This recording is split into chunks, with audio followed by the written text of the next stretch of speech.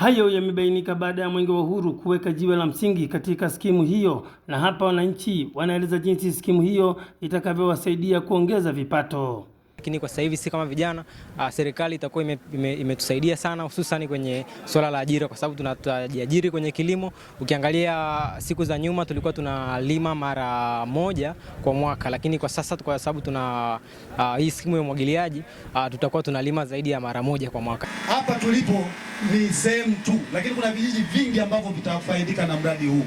Niwashukuru sana. Mradi huu utakapokuwa umekamilika, ndugu mkimbiza mwenge kitaifa, hata sisi kwenye halmashauri ya wilaya Iramba tutaongeza kipato. Tunalima mara 2 mara 3 kwa mwaka. Tulikuwa tunalima mara moja, tunapelea maji. Wakati mwingine mazao yanakauka, hasa mpunga. Tulikuwa tunakosa hata ya kutumia kunyweshea ng'ombe na sisi kwa ajili ya matumizi mbalimbali ya ujenzi. Awali akisoma taarifa ya mradi wa skimu ya umwagiliaji wa Masimba, afisa mradi ambaye ni mhandisi wa umwagiliaji wilaya Iramba, Fanueli Darema, anataja gharama za mradi na utakavyofanya kazi. Mradi huu gharama zake ni shilingi bilioni 10,496,185,520, ambapo mpaka sasa mkandarasi ameshalipwa kiasi cha bilioni 4,367 sawa na asilimia 42 za kimkataba. Mwenge wa Uhuru katika wilaya yetu ya Iramba utakimbizwa katika kilomita 174.5.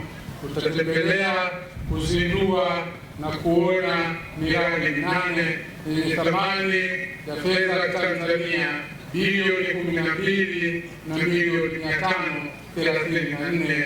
Akiweka jiwe la msingi, kiongozi wa mbio za mwenge kitaifa Wazo Mwangonda ameridhishwa na ujenzi wa skimu hiyo na kuwataka kuongeza uzalishaji, na hapa anasisitiza amani ili miradi kama hiyo hapa nchini itekelezwe haraka.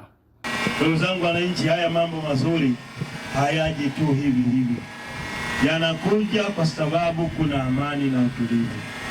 Kwa hiyo niwaombe sana wananchi wa Iramba, huu mradi ni mkubwa na mambo mengine mengi ambayo yanafanywa na serikali, hivyo niwaombe tuendelee kulinda amani na utulivu ili haya mambo yote mazuri na makubwa yanayofanya serikali yaendelee kufanyika. Mradi huu ambao umefikia asilimia 61 ulianza kujengwa Januari mwaka 2025 na unatarajia kukamilika Novemba mwaka 2026. Nikiripoti kutoka katika kijiji hichi cha Urugu katika halmashauri hii ya wilaya ya Iramba mkoani hapa Singida, ni mimi Elsate Mkumbo wa ITV.